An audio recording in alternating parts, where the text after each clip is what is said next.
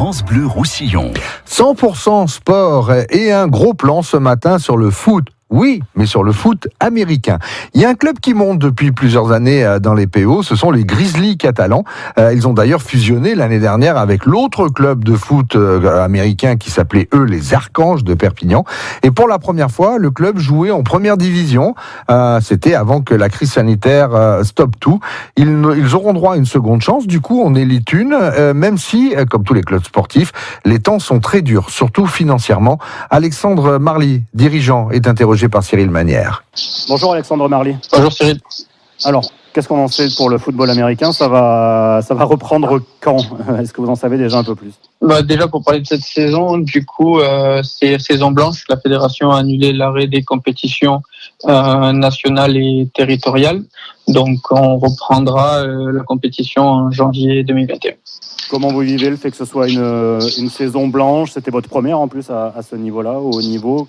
Ouais, saison blanche pour notre première année en première division, donc c'est un petit peu rageant. On aurait aimé prouver et continuer à montrer qu'on avait notre place à ce niveau-là, avec 3 défaites sur les 3 premiers matchs, puis une victoire juste avant l'arrêt du championnat. Donc on finit sur une bonne note, un point positif. Maintenant, on va se préparer au mieux pour l'année prochaine. On rejouera les mêmes équipes, donc on aura dit qu'on aura une première vue, on les aura vues une première fois. Et on recommence. Vous êtes en quête permanente aussi de montrer votre sport, de le faire connaître. Ça aura pris un petit peu plus aussi sur ces premiers matchs ? On a le premier match à la maison contre les Black Panthers. On a fait un peu moins de 900 personnes sur le stade. Et deuxième match à la maison, on était autour des 700 personnes. Donc on est content de l'affluence présente au stade. Sportivement, qu'est-ce qui va changer au Grizzly pour la saison prochaine ? On est déjà la tête au recrutement. Est-ce que ça sera un effectif assez comparable à celui de cette année ? Déjà, sportivement, il y aura du changement au niveau de l'équipe première. L'entraîneur Les Veredi nous quitte. Donc du coup, on est en quête de nouvel entraîneur principal. On a quelques noms en tête, notamment un Américain. On attend de valider tout ça pour l'annoncer au grand public. Ensuite, au niveau des joueurs, on a 90% re-signé notre quarterback de l'année dernière, Johnny Brown. Et on attend 2 ou 3 recrues supplémentaires, une américaine et 2 européennes. Dans la région, vous arrivez à former des jeunes de plus en plus. Le fait que vous ayez grimpé les échelons, c'est un peu plus facile d'aller convaincre des jeunes d'ici de se mettre au foot américain. Ouais, nous on n'a pas forcément de gros problèmes au niveau du recrutement. On commence à partir de 11 ans.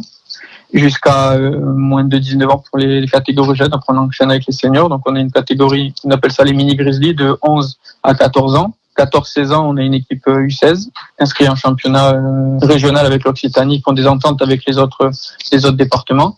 Et ensuite, on a une équipe U19 qui était inscrite en championnat Occitanie, où on a une antenne à Narbonne. Et on avait pris avec nous des jeunes de Carcassonne qui avaient pas assez d'effectifs pour jouer. Donc, on les avait pris avec nous pour faire le championnat. Et là, on a pour objectif l'année prochaine d'inscrire nos U19 en championnat national.